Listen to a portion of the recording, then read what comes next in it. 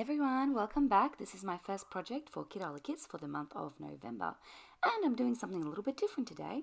I've only done this one time before, and I'm basically just doing a whole bunch of DIY journaling cards.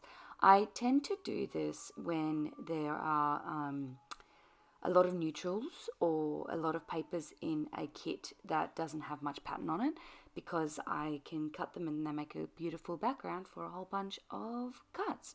So I am going to make 9 in today's video, but unfortunately my battery died and I didn't realize, and the last few that I make is not going to be on camera, but I do have lots of photos at the end, and realistically by the end the process is basically the same.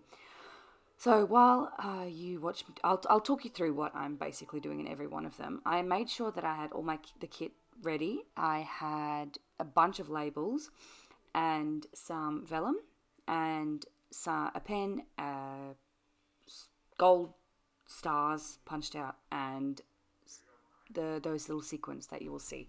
So that is basically what I had in my vicinity. And then every card has got a variation of a sentiment, a label, a vellum piece, ephemera, like maybe a heart. Like this one, you can see there's 2 hearts, some punched out stars, maybe those, what do you call them? I just said it. Sequins, and some sprinkly bits, and maybe a border. So I'm doing exactly the same thing essentially on every single card, but I do it differently depending on how the layout looks. So everyone is like a little mini layout, which I really like. I really love this very neutral whitewash wood background. I use this one I think most. And oh yeah, this one I am going and I'm just adding like a little strip of paint. You don't really see it in the end result, but I did enjoy doing that. This one is only going to have a tiny little bit of journaling, which I ultimately actually use this in a layout next week, and I don't really do journaling in that tiny little dot. But anyway, going forward, because it had vellum, I am just cutting out the background so you don't see that rest of that flower through. Sticking that one down, and then I'm just going in with lots of sprinkle bits. So this one I went gung-ho with the little dots and circles and stars and sprinkles and all of the above, which I really enjoyed, and that one was done once I finished doing all of that. I love this gold pen, honestly. I'm so glad I discovered it. I use it so much in like literally every single thing I do ever these days. I use it. So now I'm bringing back that one because it's dried, and this one's actually going to be a landscape card, and because I'm doing a lot of landscape little mini cards in like page protectors with landscapes in Adelie's baby album, so I thought this would work out well, and I accidentally lost some of my footage there, sorry about that. And we're moving on to the next one. So with this one I am actually copying a similar card that I did when I did this last, which was last year sometimes, I believe. But yeah, so I'm kind of copying it's essentially like a flower wreath, but it's not really a wreath, more like a garland. Anyway, I'm gonna do that and just basically stack a bunch of flowers on top of each other and have the journaling sort of peek out. And I like how that looks, so it worked out for me. Really, what I think makes these look so cohesive is the fact that they all have the same formula. Like I said before, label, sentiment, sticker, flowers, vellum, some different textures, and then the sprinkly bits and a bordered.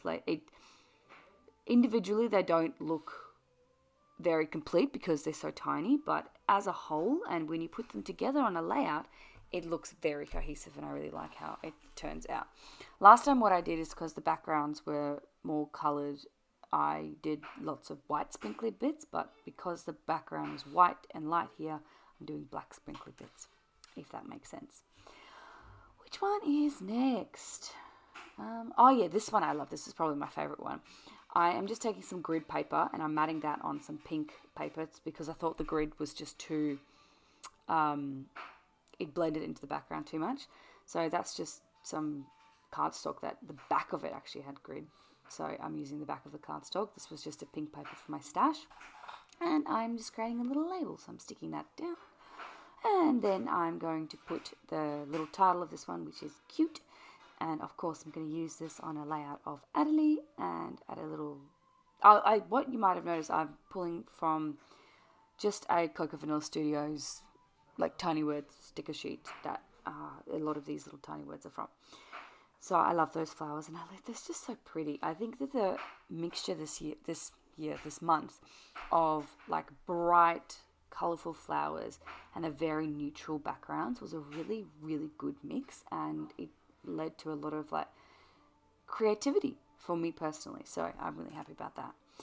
This here, I believe, is the last card, and you don't see me finish it, but I do just tuck some flowers and some journaling behind the good life sentiment, and it's a very teeny tiny little journaling spot with more larger glitter stars, and I'm actually using not enamel dots, what's it called? Nuvo drops. I'm using Nuvo drops on this one and another one that I do off camera. But yeah, with that, I am basically done. Thank you for joining me. I will see you all again next week, where I'm going to use some of these some of these cards in a Project Life layout. Bye.